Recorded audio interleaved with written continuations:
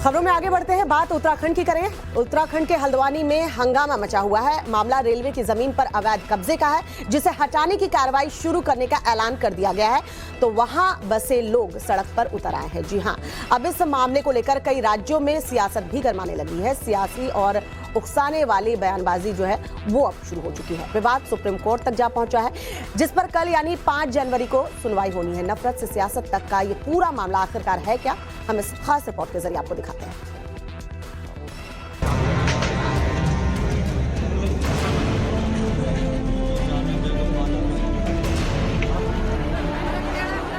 हमारी माए बहनें बैठी हुई है, ये हमारी इज्जत है, ये हमारी नामूस है।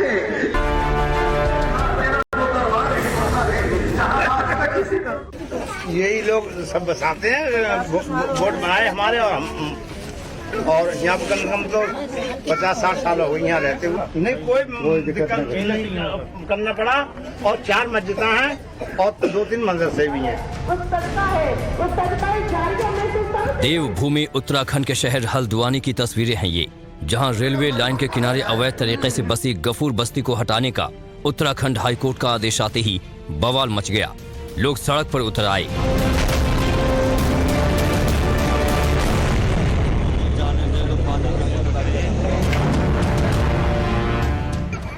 मामला रेलवे की जमीन से बड़े हिस्से पर कब्जे का है, जिस पर पिछले कई सालों में मकान दुकान से लेकर मस्जिद मदरसे तक बसा दिए गए, और अब अदालत के आदेश पर कानूनी कार्रवाई की आहट है, तो इस पर बवाल खड़ा किया जा रहा है। पूरी तस्वीर इस तरह पेश करने की कोशिश हो रही है जैसे एक खास धर्म के साथ जानबूझकर ज्यादती की जा रही है।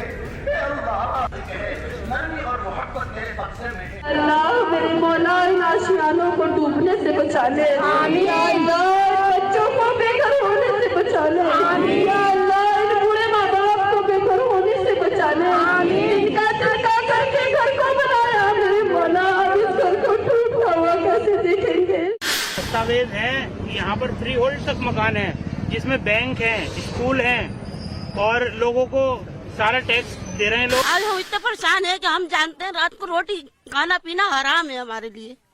क्या करेंगे हम, अपने बच्चों को ले आके कहाँ फेंकेंगे हम जाके। हमें यहाँ पे हो गए 20-25 साल। ना हमें किसी ने नहीं रोका, और बल्कि हमारा साथ दिया है। वोट बैलेंस की राजनीति करिए, यहाँ कैबिनेट मंत्री बनते हैं और वो हमें आश्वासन दे रहते हैं कि आप बनाओ, हम खड़े हैं पीछे। इससे पहले कि हम आपको हल्द्वानी की गफूर बस्ती की पूरी हकीकत बताएं, आप इस मामले में गर्मा रही सियासत को समझ लीजिए। इस पर सियासी रोटियां सेंकने के लिए कौन से बड़े चेहरे बेताब हैं, उन्हें जान लीजिए। ये सब गफूर बस्ती को हटाने के लिए उत्तराखंड हाईकोर्ट के आदेश को एंटी मुस्लिम साबित करने में जुटे हैं। प्रशासन मुर्दाबाद, रेलवे प्रशासन की मनमानी नहीं चल रही। आज देखिए नैनीताल में मुसलमानों को घरों से निकाला जा रहा है, उनके घर तोड़े जा रहे हैं। कौन जिम्मेवार है उसका? खैर मुझे बताइए, क्या नफरत से ये मुल्क आगे चलेगा? निकाला जाएगा तो ज्यादातर इसमें मुसलमान हैं, गरीब हैं पूरे, इनके सर से छत छीन लेना, ये कौन सी इंसानियत की बात है? मुस्लिम और हिंदू का नहीं है। मैं ये चाहता हूं कि जिसका भी हो इविक्शन हो तो उसको एक अल्टरनेटिव सिस्टम होना चाहिए। मेरा ये क्वेश्चन है, हल्द्वानी में जो अभी इविक्शन हो रहा है, रेलवे का इविक्शन हो रहा है, तो हमारा पांडू रेस कैंप में कब होगा? इसमें भी तो मोर देन 50,000 इंक्रोचर है रेलवे का मिट्टी में। गुवाहाटी में अगर हम लोग देखेंगे तो यहाँ में 1 लाख से ज्यादा पॉपुलेशन रेलवे में है। समाजवादी पार्टी इस पूरे एक्शन को गफूर बस्ती के लोगों के खिलाफ सियासी साजिश बता रही है। यही नहीं, वो अपने 10 सदस्यों वाला एक प्रतिनिधिमंडल गफूर बस्ती भी भेज रही है। कोई ना कोई अल्टरनेटिव उसका निकाला जा सकता है, रेगुलराइज करी जा सकती है इन बस्तियों को भी, इनके भी रेंट तय किए जा सकते हैं। अगर इस तरह से बस्तियों को उजाड़ना शुरू कर देंगे तो शायद दिल्ली की तो आधी दिल्ली की बस्तियां उजाड़ दी जाएंगी जो रेगुलराइज नहीं है। वहीं राज्य के पूर्व सीएम हरीश रावत तो इन सब से एक कदम आगे बढ़ गए। वो रेलवे की जमीन पर कब्जा कर अवैध तरीके से बसी गफूर बस्ती को बचाने के लिए एक दिन का मौन उपवास रखने तक का ऐलान कर दिया। ये सियासी चिंगारी सिर्फ उत्तराखंड तक नहीं सुलगी, बल्कि हल्द्वानी से करीब 250 किलोमीटर दूर अलीगढ़ मुस्लिम यूनिवर्सिटी तक पहुंच गई। वहां के छात्र गफूर बस्ती के लोगों के हक में सड़क पर उतर आए। और नारेबाजी करने लगे।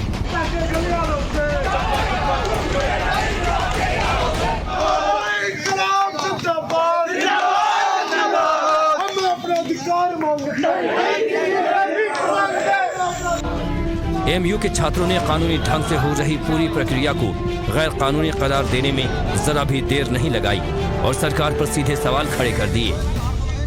ये प्रोटेस्ट नहीं बल्कि दर्द की आवाज़ है, जो कि आपने हल्द्वानी का हाल देखा है। कड़ी ठंड में और कड़ी ठंड में बावजूद उसके रोडों पर बैठी पूरी फैमिलियाँ, वहाँ वो माँ, हमारी माँ बहनें और उनके घर वाले जिस तरह से दर्द का अपना एहसास करते हुए, और उनके ऊपर से छत छीनी जाने का ऐलान हो चुका है, जैसा कि हम सभी को पता है। हम लोगों का आज यहाँ आने का मकसद सिर्फ ये है कि हिंदुस्तान की जो हुकूमत है जिस अंदाज से काम कर रही है उस अंदाज को बदलना होगा। अब जरा पूरा मामला भी समझ लीजिए।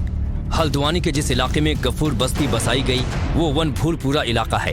यहाँ रेलवे की 2.2 किलोमीटर लंबी पट्टी पर अवैध कब्जा है।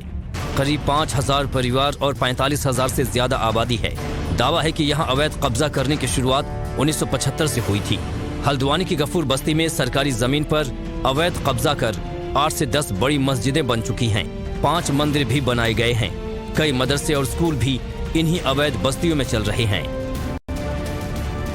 सवाल यह है कि अवैध अतिक्रमण को हटाने की कार्रवाई की जद में अगर मंदिर मस्जिद दोनों आ रहे हैं तो ये कैसे एक खास तबके के खिलाफ मजहबी कार्रवाई है। गफूर बस्ती के अतिक्रमण पर कार्रवाई के खिलाफ जिस तरह सियासी उकसावा दिया जा रहा है उसे भांपकर उत्तराखंड पुलिस अलर्ट है। पुलिस इस बात की जांच में भी जुटी है कि गफूर बस्ती को उत्तराखंड में बांग्लादेशियों रोहिंग्याओं को शातिराना अंदाज में बसाने का लॉन्च पैड तो नहीं बनाया गया। इसमें सत्यापन की कार्रवाई चल रही है। जो भी बाहर से आए हुए हैं इसको और हम तेजी से बढ़ाएंगे कि अगर कोई ऐसा बाहर से आके वहाँ की हवा और फिजा खराब कर रहा है तो उसको तत्काल उस पर ऊपर कार्रवाई की जाएगी। और अगर कोई ऐसा माहौल बिगाड़ने वाला जो है कोई बयान करते हैं तो उस पर भी जो है सख्त से सख्त कार्रवाई की जाएगी। पुलिस अलर्ट है, लेकिन इस मामले में सियासी रोटियां सेंकने वालों की तादाद रोजाना बढ़ती जा रही है। इंतजार अब सुप्रीम कोर्ट के फैसले का है, जो तय करेगा कि अवैध अतिक्रमण को मजहबी और इमोशनल एंगल देकर जायज ठहराना कितना सही है। हल्द्वानी से अभिषेक सिन्हा के साथ ब्यूरो रिपोर्ट, टाइम्स नाउ नव भारत।